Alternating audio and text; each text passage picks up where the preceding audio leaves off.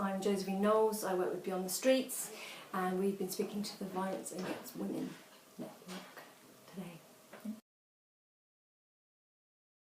I think 3 key points were to highlight the 3 main perspectives around this issue. So one being you can frame this issue as a form of modern day slavery, one that you can frame this as a form of labour rights, and one that you can frame this as a form of violence against women, understanding the gendered nature.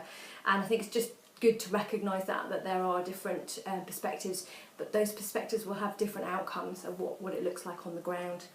I think my second point was around the definition of 2009 safeguarding children and young people definition. So actually, if you took out the children and young people part of it, that pretty much sums up what we deal with in working with women who are in the sex industry, who are looking for some support or who want to get out. And the third point is that the majority of those women selling sex that we deal with had experiences of exploitation as a young person, and the place of prevention and the place of early intervention is really, really key, as my colleagues have said, that is crucial, that remains as part of policy and is well resourced, but that also that we do need to tackle the output of that, of people's experiences, that they have faced this exploitation, so we need to deal with both.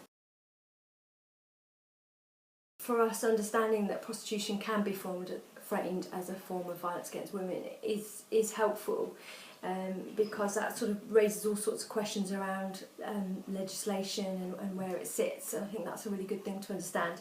I think funders need to have a long-term view of this. It takes years to exit prostitution. It's so complex and so many layers to it, and for those that want to exit, I think they need the resources and they need the options, and I think that's really important. And the third thing is that projects often start out really, really small, and we need time to grow that infrastructure to be able to help more women, and research as well. There's very little research in this area with a baseline figure for how many are selling, and also just research of what works.